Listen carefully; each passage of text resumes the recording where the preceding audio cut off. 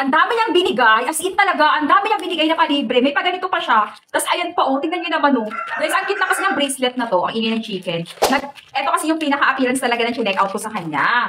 Bangles, ayan yung bangles niya. Cute-cute lang, tapos yung bangles, ayan, oh. Oh, diba? Pag sinuot mo sa kanya, oh, ayan yung bangles niya. Ang ganda niya lang, be. Non-faded, non-tarnish, hindi nangangalawang kasi etong brand ng shop nila na to. Ayan, be, hindi yan nangangalawang. Non-faded, non-tarnish, be, legit. Ito yung link niya. Ayan siya. Pwede mong i-swimming, iligo, ihugas, ilaba. Beb, ang mura lang nito, promise. Ang ganda ipang regalo. Tapos, with ring. May ring na.